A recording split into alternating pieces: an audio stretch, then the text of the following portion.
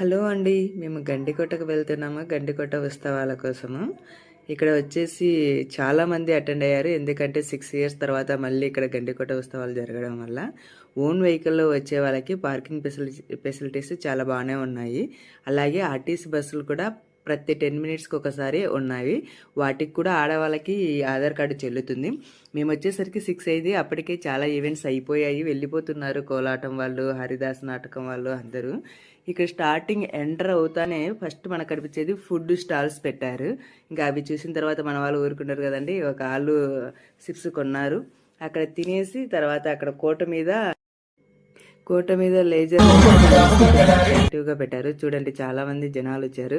వీళ్ళందరూ కూడా మంగ్లీ కోసం వెయిట్ చేస్తున్నారు. కానీ మంగ్లీ 7:30కి వస్తా అని చెప్పి ఫైనల్గా 8:45కి వచ్చింది. ఇదిగో ఫైనల్లీ మంగ్లీ వచ్చింది. తను బాయిలో నా పాట కూడా పాడింది. ఫైనల్గా తనని చూసేసి రిటర్న్ స్టార్ట్ అయిపోయాము. ఆల్మోస్ట్ 8:45 నుంచి 10:30 ఆర్ 11 వరకు ఉండింది తను. మేము రిటర్న్ అయ్యేసరికి 11 అయింది. అప్పటికి ఉండింది. ఇంకా 2-3 సాంగ్స్కి వేస్తానని కూడా అంటూ ఉండింది. అప్పటికే లేట్ అయిపోయింది అనేసి